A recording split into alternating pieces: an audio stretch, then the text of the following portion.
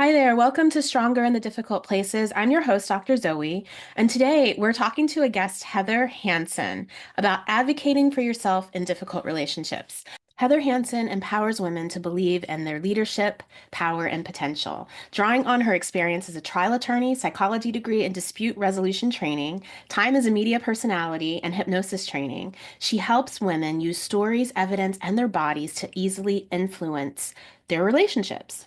Heather has appeared on The Today Show, The Dr. Oz Show, CNN, Fox News, CBS, and she's worked with Business School, Google, including Harvard Business School. She's the best-selling author of The Elegant Warrior: How to Win Life's Trials Without Losing Yourself and Advocate to Win. 10 tools to ask for what you want and get what you want. She lives in New York City with her dog, Wolf. I'm thrilled to be able to talk to her about advocating for yourself because reality, women in difficult relationships don't advocate for themselves enough. Reality, it's hard to sometimes step up and have the hard conversations. When you have some codependency, when you have some shame in your history, it's hard to do that. And so we're going to talk about easy ways, about ways that you can show up in your relationships, talk about the hard things, advocate for yourself. Listen in. Welcome, Heather. I am so excited to have you on the podcast today. We're talking about something really important, advocating for yourself in relationships. Can you tell me a little bit about how you even got started in this career journey? Absolutely. So I have a psychology degree undergrad. I Mhm. went to law school and immediately started defending doctors in medical malpractice Mm, cases. wow. So I tried a lot of cases and got really good at advocating for the doctors and nurses that I represented. Wow. And really won most of my cases, became very well known in the field. And yet, Zoe was terrible at advocating for myself in any of the ways, right? Whether it's at work or at home with significant others, with Mhm. family members. And I sort of hit a point where I was at ultimate burnout, as many of us have in recent years, although this was way before COVID. And I recognized that I had to learn how to apply the things that I did in Right. the courtroom for other people and actually do it for myself. And so now that's what I do. I teach people how to use the skills that I used in the courtroom to advocate for themselves in all of the ways that they do in their regular lives. That's wonderful. Isn't that amazing that it's easier to help someone else advocate for themselves? It's easier to advocate for other people than it is for ourselves. As a psychologist, I've experienced the same thing in my Right. practice and in my work, and I had to go through all of that kind of painful work of learning how to advocate for myself, both in business and Mhm. relationships. It's a little different, but both of them can be really hard when you haven't been used to doing that. Absolutely. And it's even harder, studies show, for women. Yes. Women Yes. really are very strong, and perhaps this is my interpretation of the data, perhaps even stronger advocates for someone else than men Absolutely. are. But when it comes to advocating for ourselves, we really do seem to struggle with it a little bit more. Yeah, when I think of that mama bear, right? Our mama bear instincts come up and we are going to fight for our kids, but we've got to learn to do it for ourselves. So let's talk a little bit about that. One of the things I noticed when I started to learn to advocate for myself is that I use a lot of hedging words when I speak, right? It's kind of like I think or maybe, and I had to learn to eliminate those hedging words. And that makes a really big difference both in how I come to the table when I'm talking to somebody in terms of my Mhm. own confidence, Yeah. and of course how I'm perceived, and then of course the outcome. But let's talk about what I don't know. I'm trying to think. Do we want to talk about why women tend to not, or what it looks like to not advocate for yourself in relationships?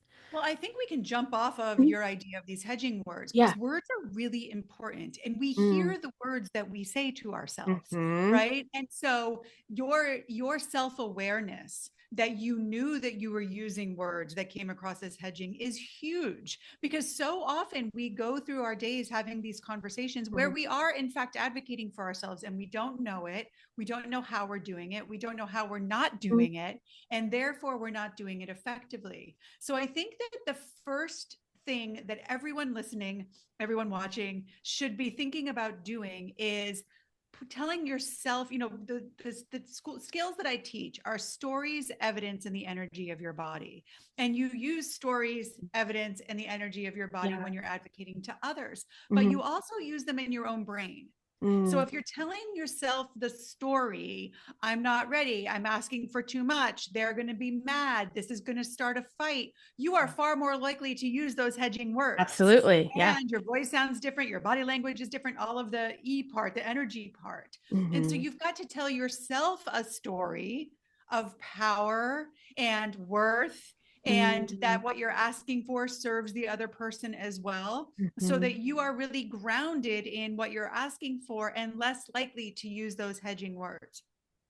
Wow, that's so powerful and so true. It's so true. You know, I notice men don't use hedging words as much when they talk. Yeah. They're trying to get a point across and there's confidence there.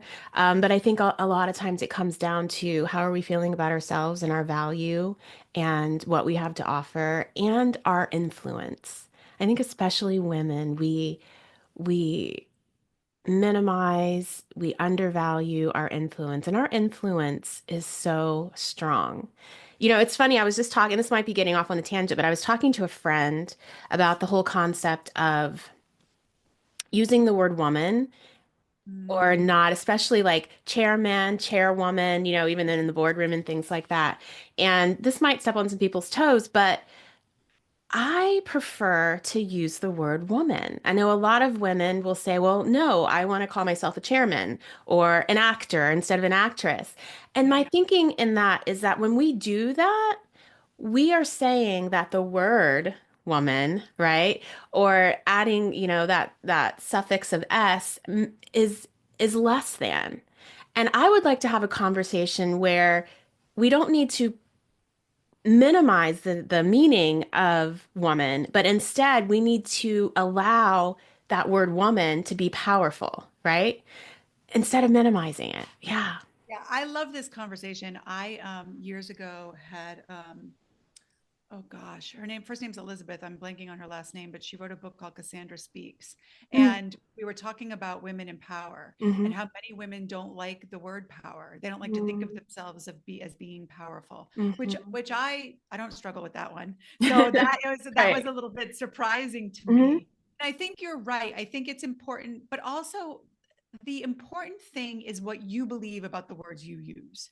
If That's some of the listeners believe that saying chairman or actor or I was a waitress, wait staff, flight attendant, like there's these different things that we now use. It's really what you believe. If you mm-hmm. believe in the Hmm. word that you're using and that there's strength and power behind that word, that belief comes across. It comes across in the way that you tell your story. It Right. comes across in the way that you present your evidence. It comes Hmm. across in your tone of voice, which we can talk Hmm. about is so important when you're Hmm. advocating for yourself, but also your body language and your facial expressions. And so I love that you're opening up this conversation so that Yeah. more people are aware of this, because the Think about it. self-awareness, I go back to that, the point that Right. you made, that you pick these hedging words. Hmm. The self-awareness is an imperative before you start advocating for yourself. You want to know that you're doing so. You Right. want to know Yeah.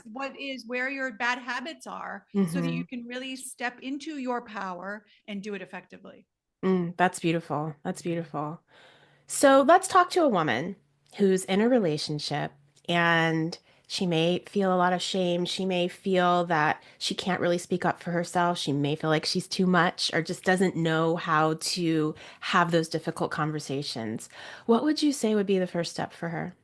So the first thing that I always like to talk about, because all of us, but especially women, Mhm. we are thinking about the other person and worrying that they're not going to like us, that they're not going to approve, that they're not going to Hmm. want to give it to us, that they're going to get mad, that they're going to be Right. judging. All of And it. so what we want to do is think about their perspective and what is their pain? What do they want? So for example, if you are trying to get your I'll give you an example from one of my actual clients. Hmm. I had a woman who hired me. She was pretty high up at a company and wanted to go higher. And so she hired me to advocate for herself in her work. And then we did that. She got that promotion. And the next thing that she wanted was her husband to agree to get a pool. Oh, So she was advocating for yeah. herself to get a Yeah. pool in the backyard. Yeah. And she was anxious about asking and felt like, Mhm. he's going to get mad and he's going to say no. And we're going to get in a fight about money. And then we're going to have cold shoulder and he's going to say, I'm always Mhm. asking for something and I'm never happy with the yard and all these things. And so instead of thinking all the things negatively that he was going to think about it, we talked about why would he want the pool? What Mm. pain does the pool stop for him or what pleasure does it bring?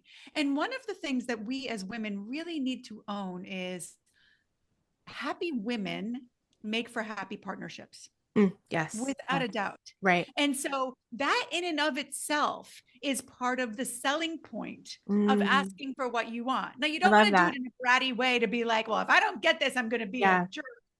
But it's more that I will be, if you help me with the laundry, I am going to be so much more present when we're sitting watching our show at night, or when we're playing a game of checkers, or when I'm rubbing your back, and Hmm. not thinking about the laundry and sort of ruminating about the Yeah. laundry, which sticks in my mind. So it's going to be better for you, and you don't have to specifically say it, but you can say, I'm going to be more happy, I'm going to be more present. But then, Zoe, you have to follow through and actually do that, Hmm. right? You have to actually be more present Right. and really be there, because the evidence of what you have said, if you help me with the laundry, I'm going to be more present. And then you actually are.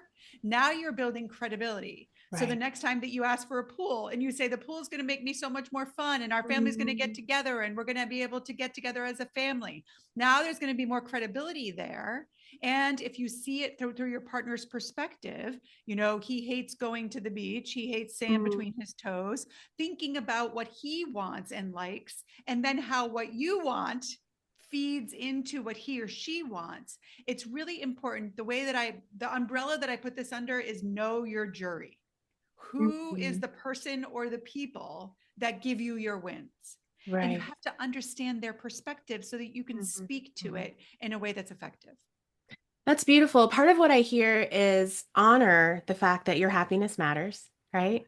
And recognize that your happiness is part of the equation in this relationship. And so you need to come with the confidence of my happiness does matter.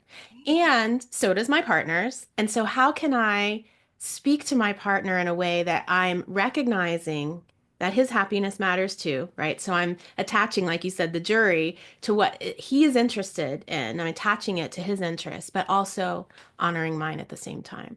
Exactly right. It's That's exactly beautiful. right. I love The that. other piece of that that's Hmm. really important is questions. Mm, Questions are magic.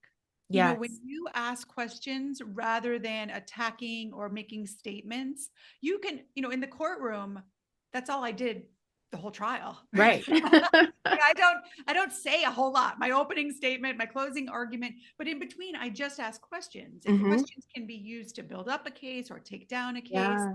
And when you ask questions, the person you're asking the questions of, they hear their answers. And Mm, so you can almost get people to make the case for you with the questions that you ask. Like, is it important to you that we have family time? Do you want to have a home that the kids' friends want to come to? And maybe mm, the answer is going to be no, but if it's yes, you're yeah. making the case for the pool without having to say we really need the pool. So questions are a really great way to get into what feeds your partner's happiness, and then thinking about your own and Hmm. how the two can come together. Right, right. I love the question part. Obviously, as a therapist, I ask a lot of questions. Yes. And the point is not to trick anybody. The point is to lead them, right? Yeah. And when you're asking questions, you're engaging them instead of just talking to them. And then all of the sudden, they can see, oh, you know what? This is something that I'm interested in or may want, or I can see the value of it. And I've just talked to you about why I can. And that's beautiful. That's beautiful.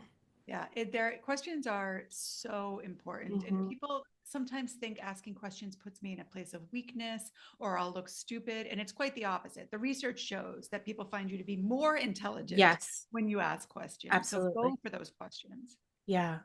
Yeah. And often, and the thing about, I should say, speaking to someone, when we're trying to kind of make our points, people tend to feel a little defensive. And in their mind, they're already countering, right? They're Yeah. countering the points. But when you ask a question, they're not countering anything. They're thinking about what you said and coming up with an answer.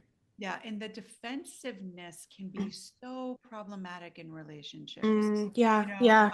when you put down your defenses, you really open up your hands to pick up compassion and curiosity Mm-hmm, and mm-hmm. love and Yeah. all of the things that you need. But, and listen, this is coming from a defense attorney for 25 years. It's one of Yes. my biggest struggles not to be just automatically defensive. Mm-hmm. I'm very good at it, but Yeah. it really doesn't serve, especially in those personal relationships where you want to make connections, and that's Right. impossible when you're holding up your shield. That's so good. It's impossible to connect when we're holding up shields. And so we want to be in a place where our shield is down and we're encouraging our partner's shield to be down. And we've got to foster that environment. Yeah. So, as I'm thinking about a woman who may be listening to this, and all of these are really great points, and we're giving some great advice, but it can feel really scary. Oh, yeah. um, to actually do the thing, to take the next step for a woman who maybe there's been a lot of cold shouldering from her partner. Maybe there's been a lot of disconnect. Maybe she wants some big things in the relationship, and this sounds great, but like, how does she get over the fear of taking the step to step up in that way?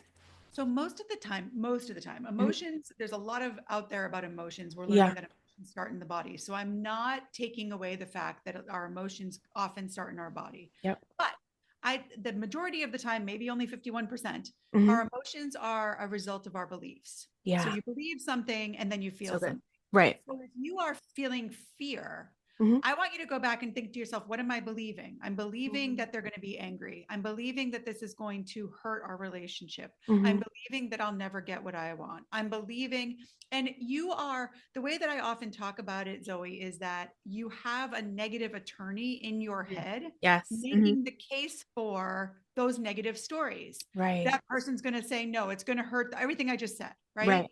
You've got to counter it Mm. because you have an inner jury. And a lot of times when I say that, people think that's the part of you that judges. It's not. Your inner jury is the part of you that is listening and Hmm. choosing what to believe.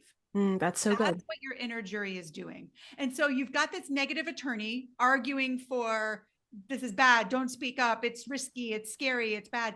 You've got to give it an opposing voice. You've Mm. got to make the case for this could help our relationship. I might get even more than I want. We might come to a conclusion of something that's even greater than I could have imagined. Right. This is leading me in the right direction. And you've got to tell yourself an opposing story, Hmm. and you've got to collect and create evidence to support the opposing story so that you actually believe Yeah. that it is worthwhile. And then your emotion, when you believe this conversation is going to lead to better connection, no matter what, whether I get what I want or Mhm. not, it's going to Right. lead to better That's so election. good. Yeah. Now the emotion is going to be anticipation, curiosity, determination. And then that changes what you do and how you do it and Hmm. will definitely change the result. Versus if you go into it thinking this is going to hurt my relationship, the emotion is fear, the action and the energy of the action is different, and the Right. result is going to be very different. Absolutely. That is so, so good. You know, in my couple of decades of being a therapist, I have never seen a partner going to another partner and speaking the truth ever damage a relationship. Now, the relationship, may have already been damaged, but speaking your truth and standing up to yourself does not damage a relationship. You are talking about what already is. And sometimes we need to talk about the damage that already is in a relationship, but it's not going to make it worse. It may just reveal some things that are already in existence that would have eventually been revealed or not. But I can promise you, you are not going to make it worse by speaking up. Yeah. I think that that's right. And I think it's especially right Mhm. if you speak up with an energy of love, Right. compassion, Right. curiosity. and Hmm. not an energy of defensiveness or attack. Attacking. But Yeah. yeah, I think Hmm. that when you're, energy is so important. The energy Mm. of our bodies. I'm obsessed with tone of voice. I could talk about it forever. And there's a study out of Yale that says that you can tell more about a person's emotions from Right. tone of voice than their body language and their facial expressions combined. And so that's why it's so important for you to get into the right belief and the right emotion, because your partner is going to hear it. And anyone who is in a partnership who is listening knows what their Hmm. partner's voice sounds like Yes. when it Yes. is angry or impatient or frustrated or distracted. Like, their voice. And Absolutely. so and you've got to know that your voice is Hmm. reflecting your emotion. Hmm. So get yourself into a place where you can generate the emotion of curiosity is a great one, right? Because it That's a doesn't have to be fantastic one. positive. It Right. just has to be, I wonder what will happen if we have this conversation. I wonder what kind of connection we can make. But it's really important. And then it's important to listen to your partner's tone of voice, because there are days your partner gets home from work and you can hear in the voice that Yeah. there's some exhaustion. Might not be the day to start advocating for what we Right. want. Yeah. So listening is important too.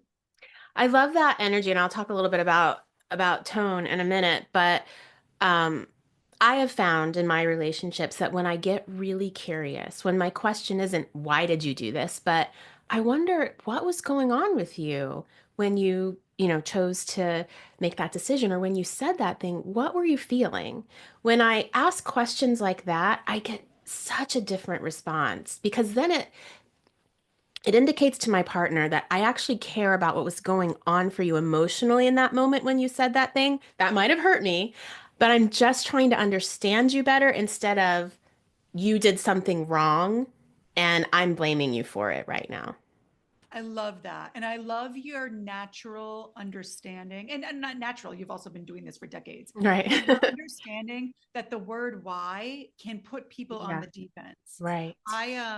I had Judge Rosemary Aquilina on my podcast, Mhm. and she is the judge who did the Larry Nasser case, that Yeah. doctor who molested all those gymnasts. And she's amazing. And she taught me so much. I met her, I talked about her in my book, but she really hates the word why, Yeah. because she does a lot of sexual assault cases, and people say, why were you wearing a short skirt that short? Why Mm. were you out so late? Why were you Mhm. walking alone? And it puts people on the It defense. does. And if Yeah. instead you say, the questions you just asked were beautiful, or tell me what you want me to know about that night. Yeah. Tell me, like, that's a Judge Aquilina phrase. Tell me what you want me to Yeah. know, I is like. a beautiful door opening to all kinds of information that you Mhm. can then use to find ways that your happiness feeds your partners.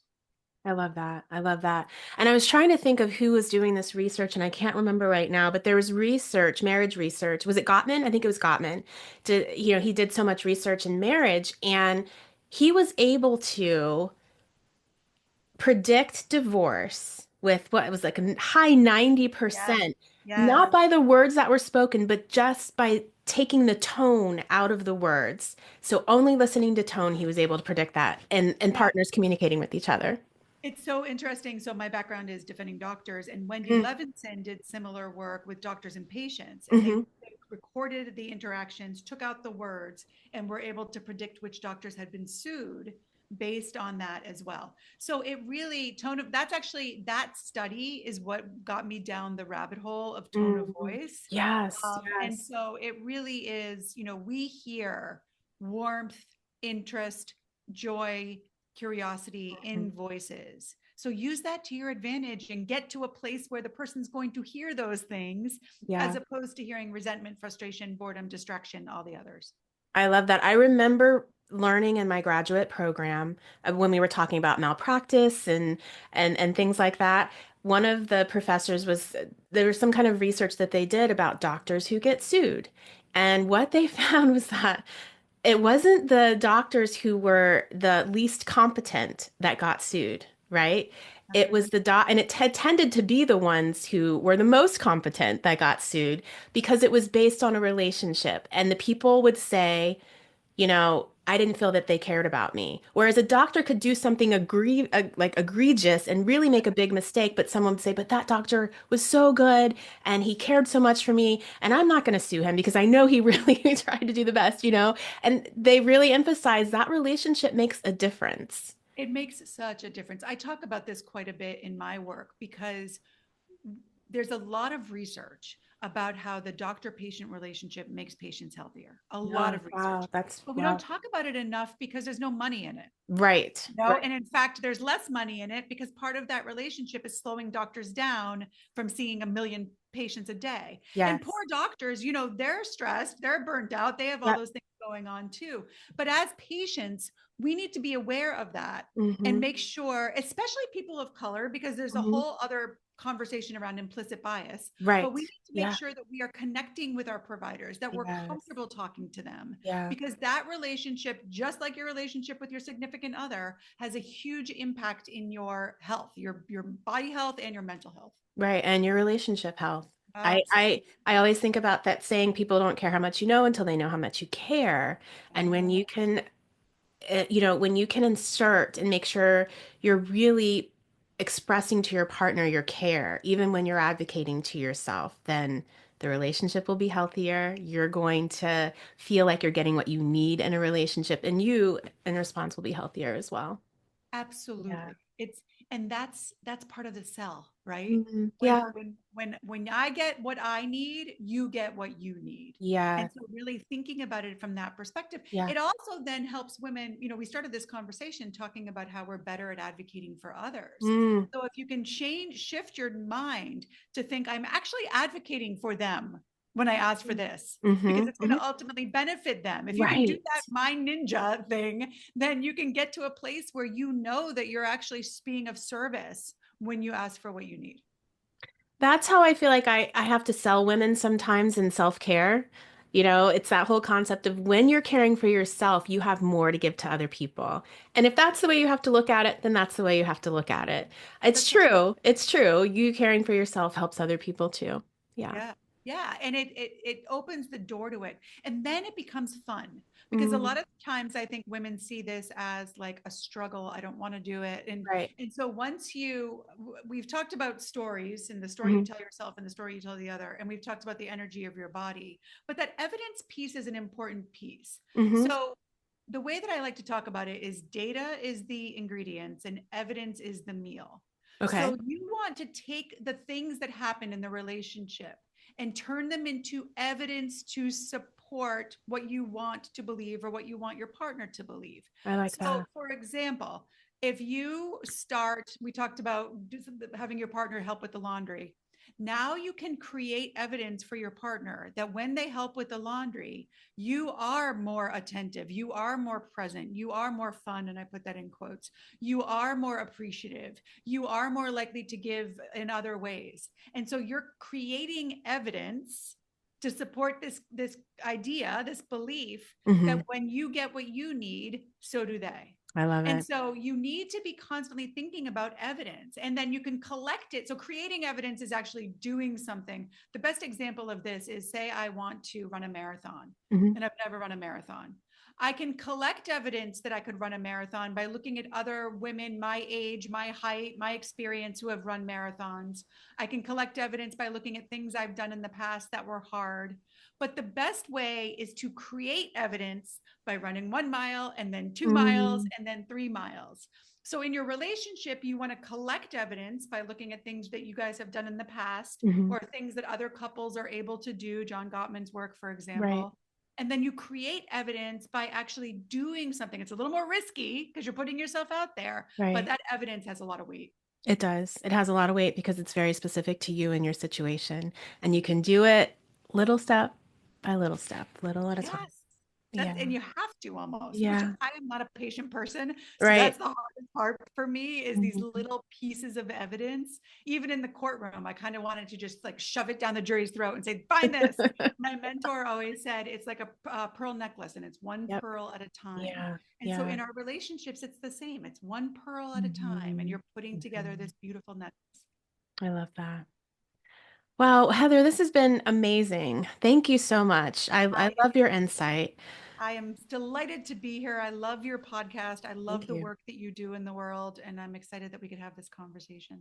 Thank you so much. Is there any last word of encouragement that you'd like to give a woman out there on just on advocating for herself?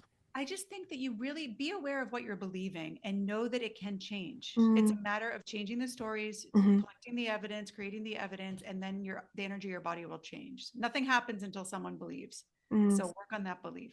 I love that. Thank you so much. So, how can people find you? How can people work with you?